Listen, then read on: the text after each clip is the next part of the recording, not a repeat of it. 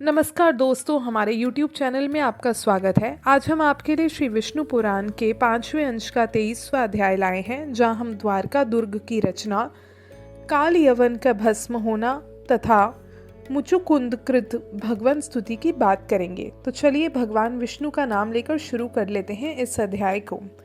श्री पराशर जी कहते हैं कि हे मैत्रेय, एक बार महर्षि गर्गे से उनके साले ने यादवों की गोष्ठी में नपुंसक कह दिया। उस समय समस्त यदुवंशी हंस पड़े। तब गार्ग्य ने अत्यंत कुपित हो दक्षिण समुद्र के तट पर जा यादव सेना को भयभीत करने वाले पुत्र की प्राप्ति के लिए तपस्या की। उन्होंने श्री महादेव जी की उपासना करते हुए केवल लोह चूर्ण भक्षण किया। तब भगवान शंकर ने 12वें वर्ष में प्रसन्न होकर उन्हें अभिष्ट वर दिया। एक पुत्रहीन यवन राज ने महर्षि गार्गे की अत्यंत सेवा कर उन्हें संतुष्ट किया। उनकी स्त्री संग से ही उनके एक भौरे के समान कृष्ण वर्ण बालक हुआ। वह यवन राज उस काले वन नामक बालक को, जिसका वक्षस्थल वज्र समान कठोर था, अपने राज्य पद पर अभिषिक्त कर स्वयं वन को चले गए। इसके बाद वीर्य मंदोन्मत्त काले वन ने नारद जी से पूछा कि पृथ्वी पर बलवान राजा कौन कौन से हैं। इस पर नारद जी ने उसे यादवों का सबसे अधिक बलशाली होना बताया। यह सुनकर काले वन ने हजारों हाथी घोड़े और रथों के सहित सहस्त्रों करोड़ों मलेच्छ सेना को साथ लेकर बड़ी भारी तैयारी की और यादवों के प्रति क्रोध होकर वह प्रतिदिन हाथी घोड़े आदि के थक जाने पर उन वाहनों का त्याग करता हुआ अन्य वाहनों पर चढ़कर अविच्छिन्न गति से मथुरापुरी पर चढ़ गया। एक ओर जरासंध का आक्रमण और दूसरी ओर काले वन की चढ़ाई देखकर श्री कृष्णचंद्र ने सोचा, यवनों के साथ युद्ध करने से क्षीण हुई यादव सेना अवश्य ही मगध नरेश से पराजित हो जाएगी, और यदि प्रथम मगध नरेश से लड़ते हैं तो उससे क्षीण हुई यादवों की सेना को बलवान कालेवन नष्ट कर देगा। इस प्रकार यादवों पर एक ही साथ ये दो तरह की आपत्ति आ पहुंची है। अतः मैं यादवों के लिए एक ऐसा दुर्जय दुर्ग तैयार करता हूँ जिसमें बैठकर ऋषि श्रेष्ठ यादवों की तो बात ही क्या है, स्त्रियां भी युद्ध कर सके। उस दुर्गम में रहने पर यदि मैं मत प्रमत असावधान सोया अथवा कहीं बाहर भी गया हूं, तब भी अधिक से अधिक दुष्ट शत्रुगण भी यादवों को पराभूत ना कर सके। ऐसा विचार कर श्री गोविंद ने समुद्र से 12 योजन भूमि मांगी और उसमें द्वारकापुरी निर्माण की, जो इंद्र की अमरावतीपुरी के समान महान उद्यान, गहरी खाई, सैकड़ों सरोवर तथा अनेकों महलों से सुशोभित थी। काले वन के समीप आ जाने पर श्री जनार्दन संपूर्ण मथुरा निवासियों को द्वारका में ले गए और फिर स्वयं मथुरा लौट गए। जब काले वन की सेना ने मथुरा को घेर लिया तो श्री कृष्णचंद्र बिना शस्त्र लिए मथुरा से बाहर निकल आए।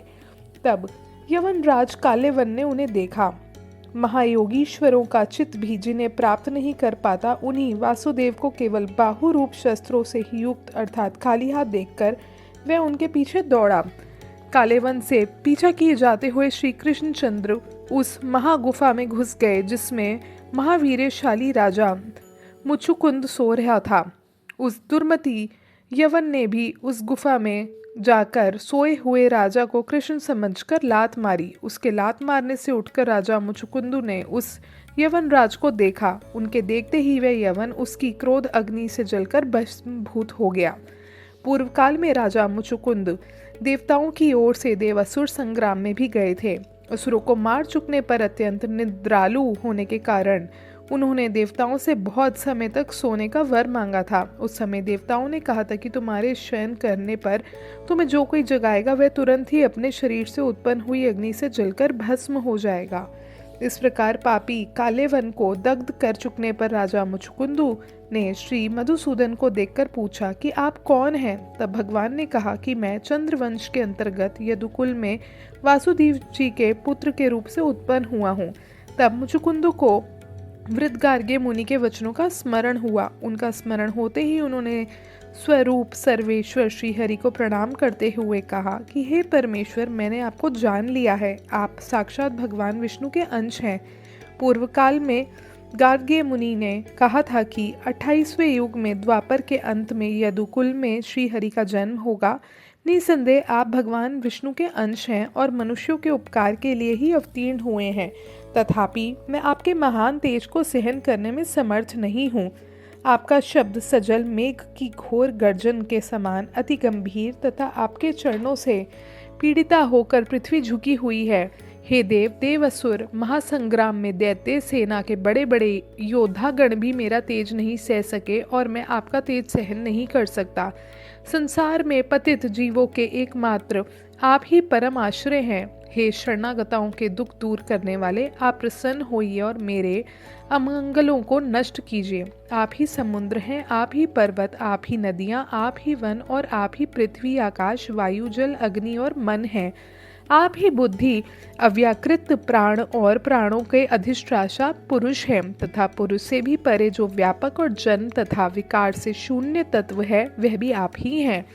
जो शब्द से भी रहित, अजर, अमय, अक्षय और नाश तथा वृद्धि से रहित है वह आद्यंतहीन ब्रह्म भी आप ही हैं। आप ही से देवता, पितृगण, यक्ष, गंधर्व, किन्नर, सिद्ध और अप्सरागण उत्पन्न हुए हैं। आप ही से मनुष्य, पशु, पक्षी, सरीसर्प और मृग आदि हुए हैं तथा आप ही से संपूर्ण वृक्ष और जो कुछ भी भूत भविष्य चराचर जगत है आप ही से है। मूर्त, अमूर्त, स्थूल, सूक्ष्म तथा और भी जो कुछ है वह सब आप जगत करता ही हैं। आपसे भिन्न कुछ और नहीं है। हे भगवान, तापत्रय से अभिभूत होकर सर्वदा इस संसार चक्र में भ्रमण करते हुए मुझे कभी शांति प्राप्त नहीं हुई। जल की आशा से मृग तृष्णा के समान मैंने दुखों को ही सुख समझकर ग्रहण किया था, परंतु वे मेरे संताप के ही कारण थे। राज्य, पृथ्वी, सेना, कोश, मित्र पक्ष, पुत्रगण, स्त्री तथा सेवक आदि और शब्द आदि विषय, इन सबको मैंने अविनाशी तथा सुख बुद्धि से ही अपनाया था, किंतु परिणाम में वे ही दुख रूप के सिद्धि हुए। जब देवलोक प्राप्त करके भी देवताओं को मेरी सहायता की इच्छा हुई तो उस स्वर्गलोक में भी नित्य शांति कहाँ थी। संपूर्ण जगत की उत्पत्ति के आदि स्थान आपकी आराधना किए बिना कौन शाश्वत शांति प्राप्त कर सकता है। आपकी माया से मूढ़ हुए पुरुष जन्म, मृत्यु और जरा आदि संतापों को भोगते हुए अंत में यमराज का दर्शन करते हैं। आपके स्वरूप को न जानने वाले पुरुष नरकों में पड़कर अपने कर्मों के फलस्वरूप नाना प्रकार के दारुण क्लेश पाते हैं। मैं अत्यंत विषयी हूँ और आपकी माया से मोहित होकर ममत्वाभिमान के गड्ढे में भटकता रहता हूँ। वही मैं आज अपार और अप्रमेय परम पदरूप आप परमेश्वर की शरण में आया हूँ, जिससे भिन्न दूसरा कुछ और भी नहीं है, और संसार भ्रमण के खेद से खिंचित होकर मैं निर्तिशय तेजोमय निर्वाण स्वरूप आप ही का अभिलाषी हूँ। इस प्रकार श्री विष्णु पुराण के 5वें अंश का 23वां अध्याय समाप्त होता है। 24वें अध्याय में हम मुचुकुंदु का तपस्या के लिए प्रस्थान और बलराम जी की वज्र यात्रा के बारे में बात करेंगे। धन्यवाद।